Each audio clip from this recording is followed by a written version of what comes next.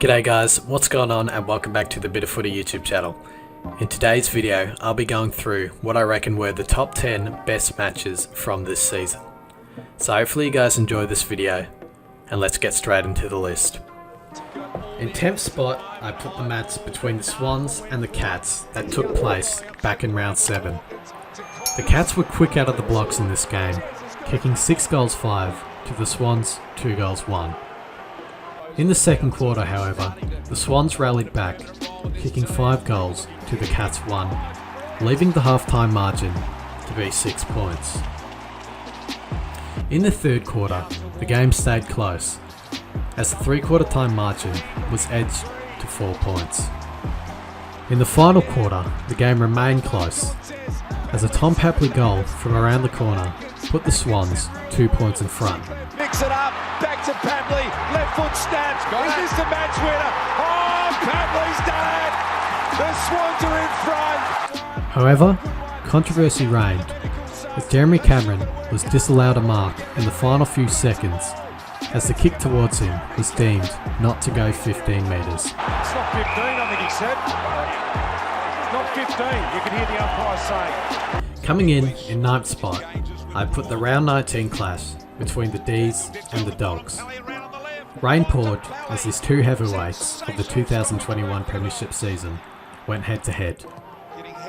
Pontempelli kicked the first goal of the match, but Petrarca answered as the quarter time score was left at the D's 10 points to the Dogs 20 points. In the second quarter, the Dogs created a gap, leaving the margin to be 21 points. In the third quarter, however, the D's rallied back as the three-quarter time score was left at 51 to 65. But the Dogs ran away with it as the final score was left to be 85 to 65 in the Dogs' favour. A highlight from this match was Cody Waitman's terrific mark over Melbourne captain Max Gawn. Floats it in the Gawn direction! Waitman! What about that climb? Coming in 8th spot, I put Derby 53 between the Dockers and the Eagles. The Dockers started off well in this game, leaving the quarter time score to be 50 to 20 in the Dockers' favour. The second quarter, the pace was slowed as the Dockers kicked 2 goals and the Eagles only kicked 1, leaving the halftime score to be 62 to 31.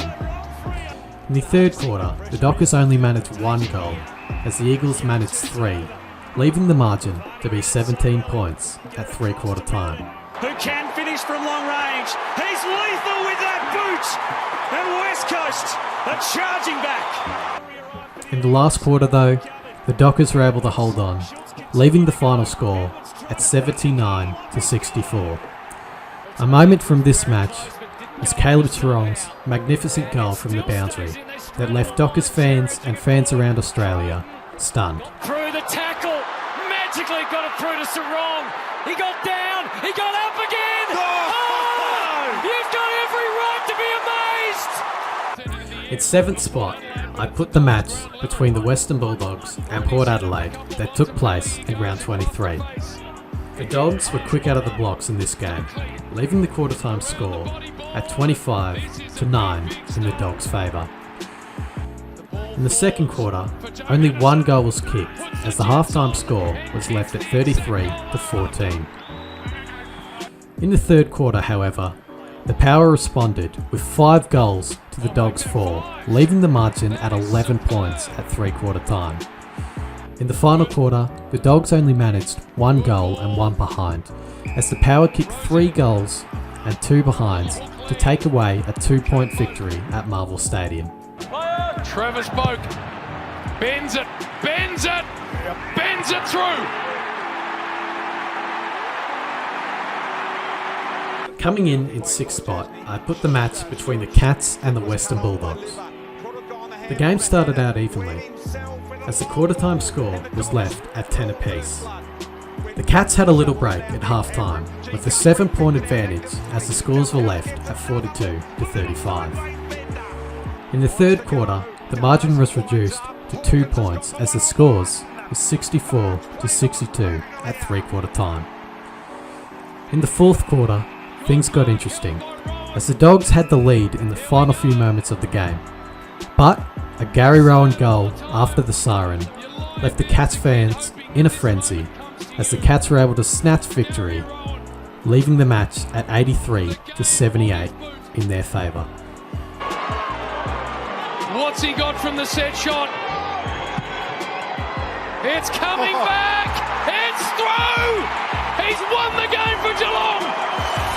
Unbelievable! Coming in at number 5, I put the match between the West Coast Eagles and the Richmond Tigers. The match started out with the Eagles leading. At quarter time, the scores were 18-14. At half time, the match stayed close as the scores were 47-43 in Richmond's favour. At 3/4 time, the Tigers took a 12-point lead as the scores were left at 63-51. During the final quarter, the Tigers were able to get the margin out beyond 20 points, but the Eagles reeled that margin back in. And Josh Kennedy was the hero, kicking the final goal to put the Eagles in front, snatching the victory by 4 points. What's the champ got? He bends it! He bends it! He bends it through! West Coast hit the front!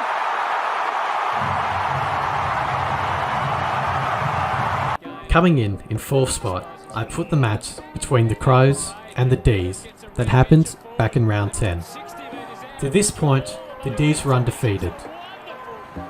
The game started off at a fast pace as the quarter time scores were left at 26-31 in the D's favour. However, at half time, scores were even at 52 apiece. In the third quarter, the game remained close as the 3/4 time scores were left at 74-71, still in the D's favour. In the final quarter, a Tex Walker goal put the Crows in front in the final moments of the game. However, controversy reigned in this game as well, as a deliberate out-of-bounds call was not paid in favour of the D's. He goes towards the line. What's the call? What's the call?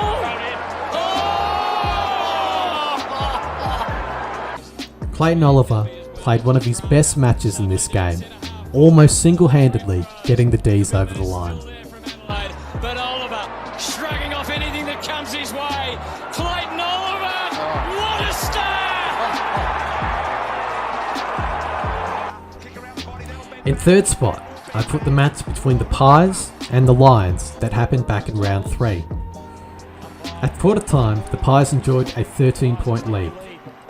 At half time, however, that lead was reduced to only 8 points, where the scores were 45-37 in favour of the Pies.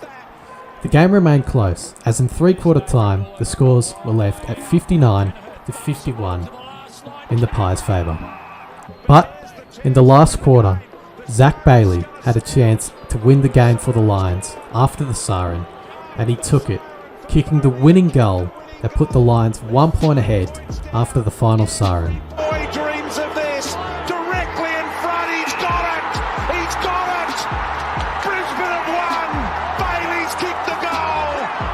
The dream comes true. Coming in 2nd spot, I put the match between the Brisbane Lions and the Western Bulldogs that happened in the semi-finals. The game started off at a good neck pace as the Lions took the lead at quarter time, with scores being 33-22. At half time, however, the Dogs took a 1-point lead, with scores being 42-41. At 3/4 time, the Lions snatched the lead back, as the scores were left at 63-53. In the last quarter, things got a bit hectic, as a Bailey Smith goal almost put the Dogs into a preliminary final. Bailey Smith, has he got the Dogs into a brilliant final? But Brisbane Lions player Zach Bailey put the scores at level. There's a few of them. Here's a chance. Bailey, one way, then the other. 80 seconds on the clock, and we are back to square. A Lathan Vandermeer point, though, sealed the win for the Dogs, as the Dogs left 79-78 victors.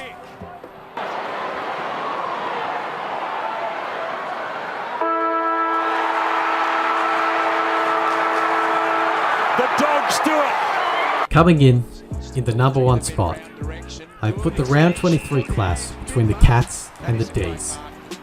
It was a pretty even game to start off, as at quarter time the scores were 13-15 in the D's favour. At half time, however, the Cats blew the lead out, kicking 8 goals to the D's 1 in the second quarter, leaving the scores to be 62-23. In the third quarter, the margin got reduced to 32, but it still looked like the Cats were home. However, in the last quarter, the D's rallied, kicking 6 goals and leaving the Cats goalless, as Max Gawn won the minor premiership for the D's after the siren, and one of the greatest moments in this season.